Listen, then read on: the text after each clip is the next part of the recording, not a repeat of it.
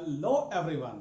और आज हम लोग शुरू करने जा रहे हैं सिविक्स का चैप्टर 1 क्लास 10 का पावर शेयरिंग। बहुत सारे स्टूडेंट्स, हमारे बहुत सारे व्यूअर्स ने, हमारे स्टूडेंट्स ने रिक्वेस्ट किया था कि सर सिविक्स के ऊपर वीडियो बनाइए सर चैप्टर 1 का। हालांकि हमने अभी हिस्ट्री का खत्म नहीं किया है, उसमें हमने वो पार्ट 8 तक खत्म किया है। अभी आगे 9 भी बहुत जल्दी 1-2 दिन के अंदर अपलोड करूंगा। ठीक है, अभी हम जो बात करने वाले हैं आज चैप्टर 1 सिविक्स के बारे में, क्योंकि स्टूडेंट्स बहुत ज्यादा डिमांड कर रहे थे तो मैंने सोचा ये ज्यादा जरूरी है। खैर 9 भी बहुत जल्दी पार्ट 9 हिस्ट्री का अपलोड होगा, लेकिन ये आज हमने स्टूडेंट्स के बहुत सारे रिक्वेस्ट आने लगे तो मैंने अल्टीमेटली सोचा कि नहीं, चलो सिविक्स भी शुरू करना ही चाहिए। ठीक है, अब देखिए आखिरकार तो अभी हम जो शुरू करने वाले हैं power sharing class 10 CBSE board. ठीक है, अब देखिए पावर शेयरिंग क्या होता है। Before starting this chapter let me define you what do you mean by power sharing. तो हम इस चैप्टर को शुरू करने से पहले आपसे यही बात करेंगे कि पावर शेयरिंग किसे कहते हैं। ठीक है, अभी देखिए जहां तक पावर शेयरिंग का सवाल है, देखिए आपने क्लास 9 में हिस्ट्री में फ्रेंच रेवोल्यूशन चैप्टर पढ़ा था तो उसमें मॉन्टेस्क्यू ने कहा था कि power should be divided among different organs of the government including legislature, executive and judiciary. यही है power sharing. So power sharing means sharing power among the different organs of the government. Power का share करना किसके साथ भाई? अलग अलग organs के साथ, गवर्नमेंट के अलग अलग ऑर्गन्स के साथ पावर को शेयर करना। This is what it is called power sharing including legislature, judiciary and executive. यही 3 है, मतलब लेजिस्लेटिव, एग्जीक्यूटिव एंड जुडिशियरी के बीच पावर का शेयर करना। This is called power sharing. Sharing power among different organs of the government including legislature, executive and judiciary. This is what we are going to talk about in this chapter. तो यही हम power sharing concept को clear करेंगे इस chapter में, और किस तरह से आखिरकार ये पावर शेयरिंग उचित है नहीं है, अगर पावर शेयर करना चाहिए तो किस ढंग से पावर शेयर करना चाहिए, अगर सही ढंग से नहीं शेयर किया तो क्या मेरा देश ठीक से चल पाएगा, गलत हो जाएगा, गड़बड़ हो जाएगा, लड़ाई होगा या पीसफुल रूल होगा। This is what we are going to talk about today. ठीक है, आज हम अपने इस क्लास में इसी चीज के बारे में डिस्कशन करेंगे कि ये पावर शेयरिंग होगा तो किस तरह से होगा और ये सही होगा या गलत होगा, कैसे पावर शेयर करना चाहिए। तो हम एग्जांपल लेते हैं 2 नेशंस का। कौन कौन भाई? तो बेल्जियम का एंड श्रीलंका का। तो हम बेल्जियम एंड श्रीलंका का एग्जांपल लेंगे और समझने की कोशिश करेंगे कि how Belgium shared the power and what happened, how Sri Lanka shared the power, what happened to it. किस तरह से बेल्जियम ने पावर को शेयर किया और किस तरह से श्रीलंका ने पावर शेयर किया। अगर बेल्जियम ने अच्छे से पावर शेयर किया तो उसका क्या फल निकला, अगर श्रीलंका ने नहीं अच्छे से किया तो उसे क्या भुगतान करना पड़ा। यही हम लोग इस चैप्टर में इसी चीज के बारे में डिस्कशन करेंगे कि अगर बेल्जियम में पावर शेयर हुआ तो फिर क्या हुआ, और श्रीलंका में हुआ अगर पावर शेयर तो फिर क्या हुआ। हम लोग इसी चीज के बारे में आज डिस्कशन करने जा रहे हैं। तो let's start with the chapter, है ना, power sharing. I am Shankar Singh and I start this chapter with you all. हम आप सभी के साथ ये शुरू करने जा रहे हैं इस चैप्टर को। जरा आप समझने की कोशिश करेंगे, इस चैप्टर को समझिएगा, जरा सा देखिएगा इस पावर शेयरिंग चैप्टर को। चलिए देखिए, तो बेल्जियम एंड श्रीलंका की स्टोरी हम शुरू करेंगे। We shall start the story of Belgium and Sri Lanka. Sri Lanka और बेल्जियम की स्टोरी को हम शुरू करते हैं। ठीक है, तो देखिए let's start with Belgium story. Belgium की स्टोरी को हम लोग बात करते हैं। ठीक है, देखिए population of Belgium is almost, है ना, half of the our state Haryana.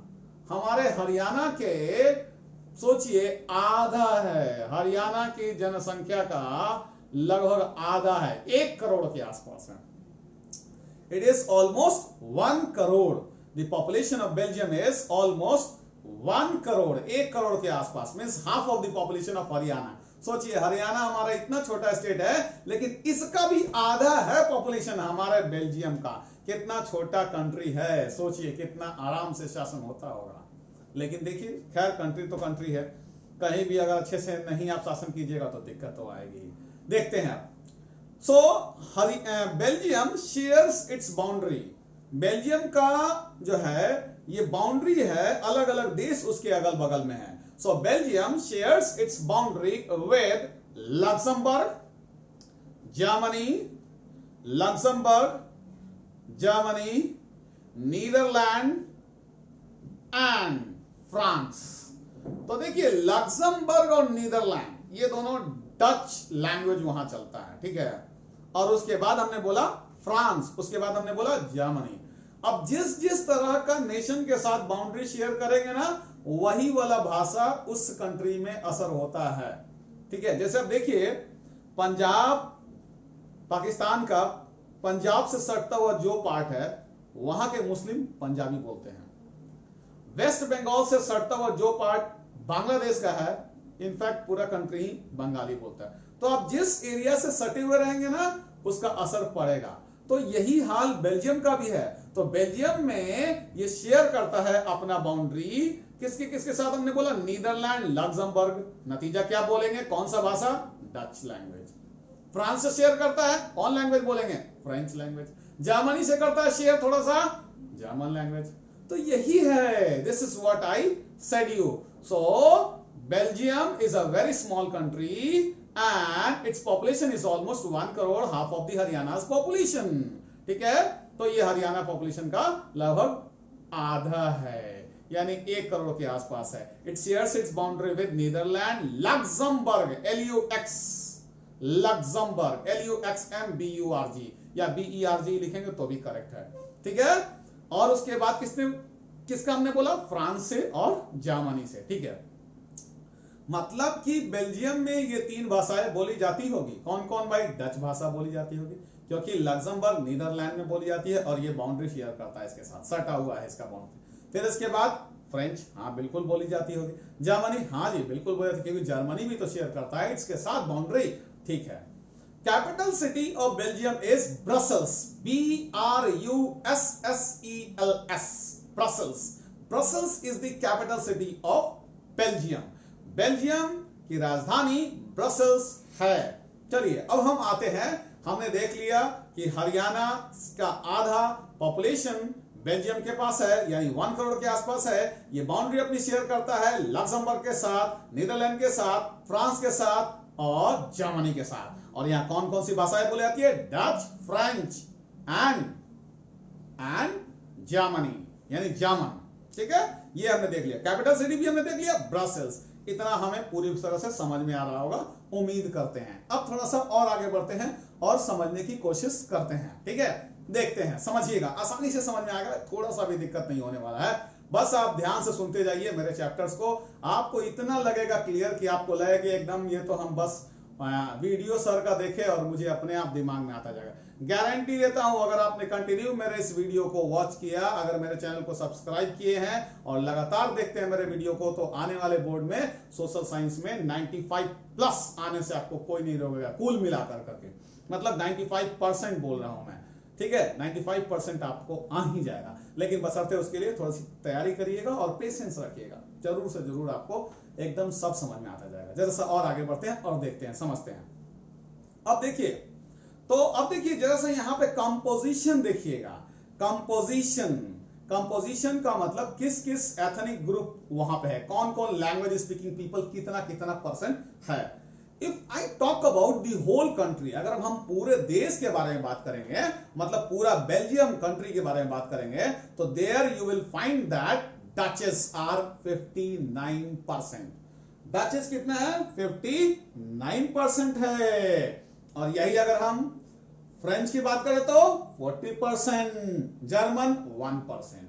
कभी कभी एग्जाम में पूछ देता है कि आपका डच किस एरिया में रहते हैं और फ्रेंच किस एरिया में रहते हैं, ठीक है। ध्यान रखिएगा इस चीज को। तो डच जिस एरिया में रहते हैं उस एरिया को बोलते हैं फ्लेमिश।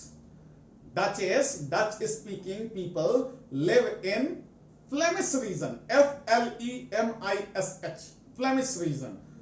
तो डच स्पीकिंग पीपल कहां रहते हैं भाई? फ्लेमिश रीजन में। लेकिन फ्रेंच स्पीकिंग पीपल किधर रहते हैं? वैलोनियन रीजन में। WALLONIAN, वैलोनियन रीजन में। तो French speaking people live in Wallonian region, while Dutch speaking people live in Flemish region. समझ में आ गया वो। और जर्मन तो मात्र 1% है, तो किधर कोना में हो जाएंगे, ठीक है। उनका वैसा कुछ एरिया नहीं पूछता है। तो आप समझ गए एथनिक कंपोजिशन किसका भाई? तो ये हम ये बेल्जियम के बारे में हम बात कर रहे हैं। तो as I said you that 59% people है ना in Belgium they speak Dutch language, 40% people they speak French language, 1% people they speak German language. उम्मीद है पूरा पूरा समझ में आएगा। 59% डच भाषा बोलने वाले, 40% फ्रेंच भाषा बोलने वाले और 1% जर्मन भाषा बोलने वाले। देख लीजिए, ये है एथनिक कंपोजिशन ऑफ बेल्जियम। तो ये तो पूरे नेशन की बात हो गई, ठीक है। अब हम आगे बात करते हैं ब्रसल्स के बारे में, मतलब एक कैपिटल सिटी, उसकी राजधानी के बारे में बात करते हैं। Here now I am going to talk about the capital city. Okay, what is the ethnic composition of the capital city? Brussels. Brussels क्या क्या कंपोजिशन है? तो देखिए ब्रसल्स में क्या है कि French are 80%, French speaking people are 80%, while Dutch speaking people are 20%। समझ लीजिएगा, डच वहां पर मात्र 20% है और फ्रेंच वहां कितना है? 80% है। आप समझ लीजिए कितना बड़ा डिफरेंस है। You can realize what are great differences there, ठीक है। आपको समझ में आ गया होगा। देख लीजिए, तो हमने जो बात किया, अगर मैं बात करूं पूरे कंट्री में कि which speaking people, which language speaking people है ना आर इन मेजोरिटी, अगर पूरे कंट्री के बारे में बात करेंगे तो ये तो ऑब्वियस है। कौन है भाई? Dutch. Dutches are in majority if I talk about the whole nation. क्यों? 59% है वो लोग, इसीलिए, ठीक है। लेकिन अगर हम बात करें कि नहीं सिर्फ कैपिटल सिटी में बताइए, मतलब ब्रसल्स में बताइए, तो ये भी ऑब्वियसली कोई और नहीं, ये आपका फ्रेंच है। क्यों? फ्रेंच 80% है और वहां पे डच कितने हैं? 20%। तो एक एरिया विशेष, अब अभी कैसे, जैसे हम अगर बात करें अपने पटना सिटी की, तो पटना सिटी में हिंदूज ज्यादा होंगे। फिर अगर मैं बात कर दूं कि नहीं भाई बटाऊ कुआं में आ जाइए, सदर गली में आ जाइए, है ना, तो एक खास एरिया के बारे में हम सिर्फ बात कर देंगे तो वहां फिर मुस्लिम्स ज्यादा हो जाएंगे। तो वैसे ही है कि डच स्पीकिंग पीपल, अगर हम ब्रसल्स की बात कर देंगे तो वहां ज्यादा कौन हो जाएंगे? वहां हो जाएंगे फ्रेंच ज्यादा। क्यों? वो 80% है और डच 20% है। अभी तक की कहानी आपको पूरी तरह से क्लियर होगी और समझ में आ रही होगी। मुझे नहीं लगता है कि आपको जरा सा भी दिक्कत हो रहा होगा। पूरी तरह से क्लियर है, एकदम क्लियर रहेगा। ध्यान से सिर्फ सुनते चले जाइएगा, जरा सा भी दिक्कत नहीं होने वाला। हर टॉपिक इजी समझ में आएगा। देखते जाइए सर, बस आगे देखिए। तो इसके बाद अब क्या होता है आगे समझते हैं। तो अब देखिए डच पूरे कंट्री की बात करेंगे, मेजोरिटी में है भाई, तो डच चाहेंगे हम सब चीज में आगे रहे, लेकिन ऐसा नहीं है। Dutches are in majority yet French are more educated, more powerful. ज्यादा ताकतवर वही है क्योंकि शिक्षा ज्यादा उनके पास है। They are richer, they are wealthier, they are more educated in spite of not belonging to the majority group. French भले मेजोरिटी में नहीं है, डच मेजोरिटी में है, लेकिन ज्यादातर पैसे वाले लोग कौन है? फ्रेंच हैं। ज्यादातर पढ़े लिखे कौन है? फ्रेंच हैं। ये बात खटकता है किसको भाई? डचेस को। Dutches realize that it is not good. Dutch को महसूस हुआ हमारे साथ अच्छा नहीं हो रहा है। क्यों नहीं अच्छा हो रहा है भाई? इसीलिए कि मेजोरिटी में तो हम लोग हैं। डच ऐसा फील करते हैं कि अरे भाई we are in majority yet see French, they are richer, they are more educated, they are living better condition, they are living in a better condition.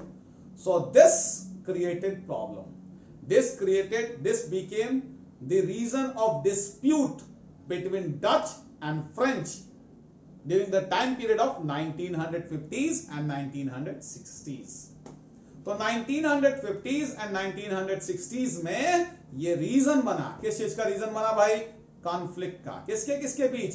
Dutch and French के बीच। कब कब? किस समय में? 1950s एंड 1960s के time में।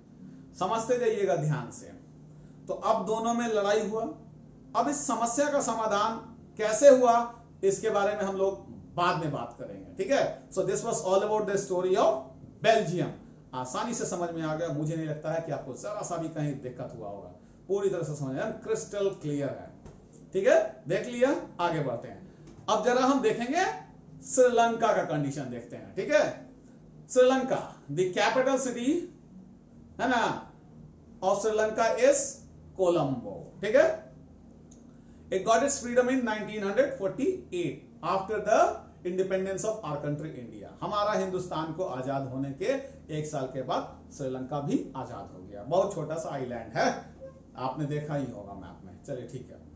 अब देखिए, तो जिस तरह से डाइवर्सिटीज बेल्जियम में है, श्रीलंका में भी है। इंडिया में तो खैर कहना ही नहीं है, लेकिन हम लोग इन दोनों के बारे में सिर्फ बात करेंगे, बेल्जियम और श्रीलंका के बारे में, और देखने की कोशिश करेंगे कि कैसे पावर शेयरिंग हैंडल किया गया बेल्जियम के द्वारा और श्रीलंका के द्वारा। हम लोग सिर्फ इसी के बारे में डिस्कशन करने जा रहे हैं यहाँ पर, ठीक है। अब देखिए, तो डच ने क्या किया, फ्रेंच ने क्या किया, ये हमने देखा। वहां लड़ाई हुआ, कैसे सॉल्व होगा उसके बारे में हम बाद में बात करेंगे। अब इधर श्रीलंका के बारे में बात करें तो हमने बोला कि Sri Lanka got its freedom in 1948, its capital city is Colombo and it has almost equal population to Haryana.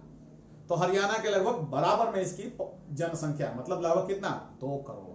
Belgium का 1 करोड़, इसका 2 करोड़, दुगुना, यानी कि हरियाणा के बराबर लगभग, ठीक है। अब देखिए वहां का एथनिक कंपोजिशन देखते हैं। एक एथनिक कंपोजिशन का मतलब एक तरह के भाषा, एक तरह के रिलीजन, कोई चीज ऐसा समानता उनके बीच।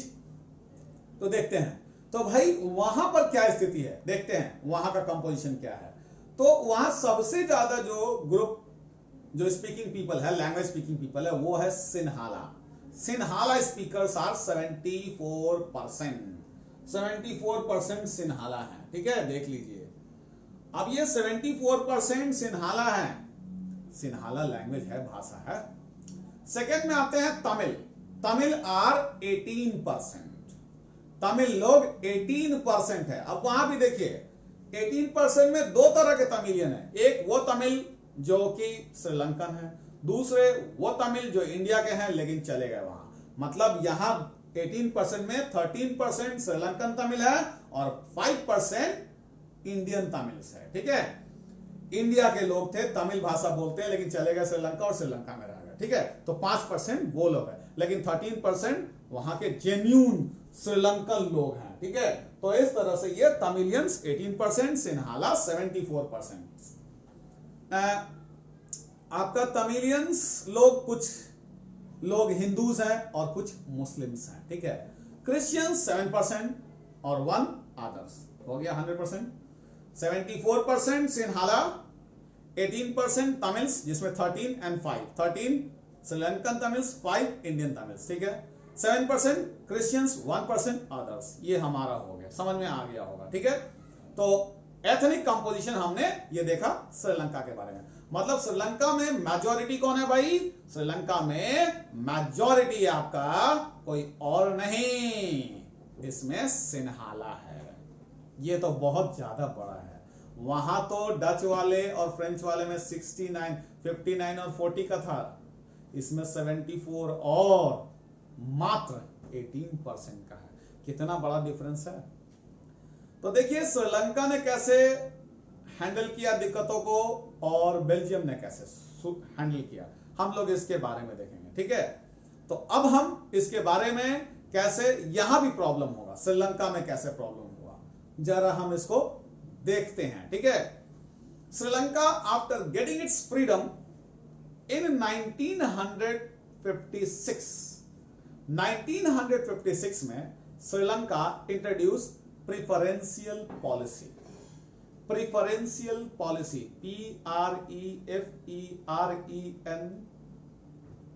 PREFERENCIAL, preferential, TIAL। तो preferential policy Lanka introduced in 1956, Sri Lanka introduced preferential policy according to which Sinhala became the official language of the country, ignoring Tamils. देख लीजिए, हम बोलना यही चाह रहे हैं कि श्रीलंका में मैजोरिटेरियनिज्म प्रैक्टिस किया जाने लगा। मैजोरिटेरियनिज्म का मतलब क्या होता है भाई? मैजोरिटेरियनिज्म का मतलब होता है कि it is a kind of idea या it is the thought which refers that majority should rule over the country and majority will work for its own interest ignoring the Tamilians, मतलब ignoring the other groups, बाकी group को छोड़ करके खाली अपना फायदा देखना है, भले दूसरे का नुकसान हो जाए लेकिन मेरा फायदा होगा, और majority should rule over the country. This kind of thought, this kind of principle is called majoritarianism. इसे हम बोलते हैं मैजोरिटेरियनिज्म बोलते हैं, इस तरह के प्रिंसिपल को, इस तरह के थॉट को। तो श्रीलंका में मैजोरिटेरियनिज्म प्रैक्टिस हुआ। How majoritarianism, how can you say that Sri Lanka practises majoritarianism? देख लीजिए कैसे। हमने बोला कि श्रीलंका ने प्रेफरेंशियल पॉलिसी इंट्रोड्यूस किया, कब? 1956 में Sri Lanka introduce preferential policy according to which Sinhala became the official language, ignoring Tamils. Tamil को इग्नोर कर करके श्रीलंका में सिन्हाला ऑफिशियल लैंग्वेज बन गया। सिन्हाला भाषा बोला जाएगा, ऑफिस का लैंग्वेज वही होगा, दूसरे भाषा में काम नहीं होगा। सोचिए कितना खराब बात है। सेकेंड चेंज क्या किया भाई? Here it happened that Sinhalas were given priority for university position and government jobs. Government jobs और यूनिवर्सिटी वगैरह में एडमिशन के लिए सिन्हाला को पहले प्राथमिकता दी जाएगी। अगर आप सिन्हाला है तो यू विल बी, है ना, enrolled first of all in the college, university. ठीक है, तो Sinhalese were given priority for university position and government jobs. ये दूसरा पॉइंट समझ में आ गया। पहला वाला हमने बोला कि Sinhala became the official language of the country ignoring the Tamils, ignoring Tamil language. Second बोला कि Sinhalese were given priority for university position and government jobs. ठीक है, थर्ड हो गया, दो हो गया। और तीसरा समझते हैं, मैजोरिटेरियनिज्म के ये सब फीचर्स हैं, कैसे कर सकते हैं कि श्रीलंका मैजोरिटेरियनिज्म प्रैक्टिस करता है। तो इसको देख कर करके ये तीनों पॉइंट आप डिलीवर कर दीजिएगा। ठीक है, जो तीसरा बोल रहे हैं, it is the duty of the Sri Lankan government, it is the duty of the Sri Lankan government to nurture, means foster and protect Buddhism. ये गवर्नमेंट की ड्यूटी है कि वो बुद्धिज्म को प्रोटेक्ट करे और इसका पालन पोषण करे, मतलब इसको बढ़ाए।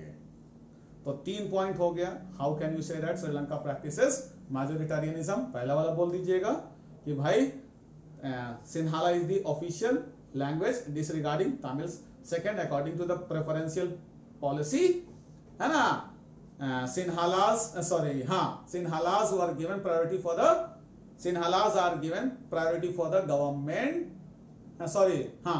jobs and university position. और तीसरा हमने बोला आपको, it is the duty of the government to protect Buddhism, to foster Buddhism. Foster मतलब नर्चर, पालन पोषण करे, बुद्धिज्म को बढ़ाए, स्प्रेड कराए और उसकी रक्षा करे। तो ये हुआ। अब यहां दिक्कत किसको आ गया? तमिलियंस को। तमिल को लगा कि अरे ये तो मेरा पूरा का पूरा हमारा इंटरेस्ट ही नहीं है, हम लोगों का देखभाल ही नहीं करता, ये तो बस अपने ही फायदे की बात करते जा रहा है। So Tamilians demanded for equality. Tamils wanted the equality in the society. Tamil wanted that Tamil language should also be given equal status to, equal status. Tamil should also be the official language of the country. They should also be given the priority for university position and government jobs. They wanted to live the equal kind of life how Sinhalas were leading. जिस तरह का जिंदगी सिन्हाला जीते हैं वैसे ही जिंदगी तमिल ने भी डिमांड किया। तमिल ने कहा कि सिन्हाला को क्यों प्रायोरिटी मिलेगा यूनिवर्सिटी पोजीशन में, मतलब यूनिवर्सिटी में एडमिशन के लिए हमें भी मिलना चाहिए। क्यों उनके जॉब में मिलेगा, उनको प्राथमिकता, हमें भी मिलना चाहिए। क्यों सिन्हाला ही ऑफिशियल लैंग्वेज होगा, तमिल भी होगा, तो हमें भी इक्वालिटी दिया जाना चाहिए। They also demanded for that and this led to the conflict between Sinhala and Tamil in the country. इसके वजह से देश में कॉन्फ्लिक्ट हो गया, लड़ाई झगड़ा हो गया, डिस्प्यूट हो गया, है ना, मतभेद हो गया। किनके बीच, तमिल और सिन्हाला के बीच में। और this led to the civil war in the nation, this led to civil war in the nation. अभी सिविल वॉर हो गया है नेशन में, है ना, देश के अंदर लड़ाई चल रहा है सिन्हाला और तमिलियन के बीच में, बहुत दिनों से चला आ रही है। तमिल ने अपना खुद का अलग स्टेट बना लिया है, अलग तमिल ईलम, ईलम का मतलब है ना स्टेट। एलटीटी एक ग्रुप है, liberation tigers of Tamil Eelam, और ये डिमांड कर रही है, they have been demanding for the separate nation. वो बोल रहे हैं कि हम श्रीलंका में अलग राज्य की मांग करते हैं। When we are not taken care, only and only if the government works only and only for Sinhala, why should we be the part of this nation? So they are demanding for the separate nation. वो अलग state का demand कर रहे हैं। तमिल ईलम बना है, ईलम का मतलब यहाँ पर स्टेट होता है तमिल भाषा में। तो इस तरह से डिस्प्यूट यहाँ तमिलियंस और सिन्हाला में चला आ रहा है, हमने देखा। अब ये देखिए यहां किस तरह से श्रीलंकन गवर्नमेंट ने हैंडल किया पावर को, मेजोरिटेरियनिज्म प्रैक्टिस किया, और देख लीजिए कहां से कहां आ गए। अब हम अगले वीडियो में बात करेंगे कि किस तरह से बेल्जियम ने हैंडल किया पावर को। अभी हमने देखा था ना पीछे वाले टॉपिक में किस तरह से वहां प्रॉब्लम हो गया डच एंड फ्रेंच में, तो वो कैसे हैंडल होगा, उसको कैसे हैंडल किया हम लोग अगले वीडियो में देखेंगे। और यहां हमने देखा कि किस तरह से सिन्हाला और तमिलियंस में लड़ाई हो गया, क्योंकि श्रीलंकन गवर्नमेंट ने पावर को सही ढंग से नहीं शेयर किया, वो सिर्फ मेजोरिटेरियनिज्म को प्रैक्टिस करते रही। सरकार सोचती है 74% हम लोग हैं ही, हर बार हम बस सिन्हाला को खुश रखेंगे, सिन्हाला हमें जिताएगा, फिर से सिन्हाला की गवर्नमेंट बन जाएगी और हम सिन्हाला के लिए काम करेंगे। तो यही वजह है, ठीक है। तो हम लोग अगले वीडियो में हम लोग देखेंगे कि how Belgium try to solve the problem, how power was shared in Belgium, ठीक है। अभी हमने श्रीलंका में देख लिया किस तरह से पावर शेयर होता है। उम्मीद है आपको सारे टॉपिक समझ में आ गए होंगे।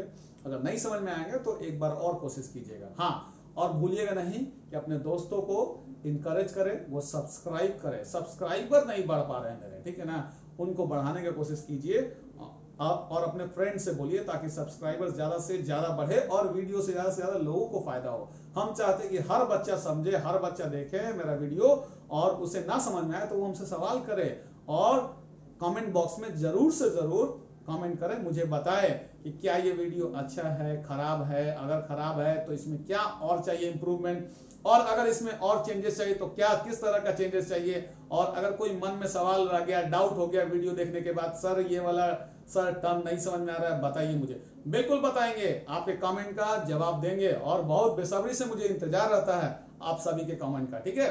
तो मुझे इंकरेज कीजिए इस तरह से कमेंट कर करके, क्या इसमें चेंजेस हैं या नहीं लाने चाहिए, या ठीक है, और अगर ठीक है तो अच्छी बात है। और अगर कोई सवाल मन में रह जाता है तो पूछिए जरूर से जरूर, डाउट नहीं होना चाहिए। और उम्मीद करते हैं कि डाउट नहीं होगा, मैं इतना सिंपल लैंग्वेज में यूज करके पढ़ाता ही हूँ कि हर बच्चे तक मेरा चला जाए, समझ में आ जाए कंटेंट्स, ठीक है। मेरी कोशिश है, अब देखिए कब तक सफल होते हैं, कैसे सफल होते हैं, ठीक है। लॉकडाउन में आप सब सेफ रहें और एंजॉय करें स्टडी को, और कोशिश करें कि बोर्ड के टाइम में 95% से ऊपर आपके मार्क्स आए, ठीक है। हम अगले वीडियो में बहुत ही जल्दी मिलते हैं। अभी वो पार्ट 9 भी मुझे अपलोड करना है आपके the making of a global world history का, उसका भी बहुत जल्दी 1-2 दिन के अंदर करेंगे, ठीक है। आशा करता हूं आपको वीडियो अच्छे से समझ में आ रही होगी, और अपने फ्रेंड्स को भी बोलिए सब्सक्राइब करने के लिए, ठीक है। और बेल आइकन जरूर से दबाइए ताकि मेरा नोटिफिकेशन जैसे ही मैं नया वीडियो अपलोड करूंगा आपके पास पहुंचेगा। तब तक के लिए बाय बाय।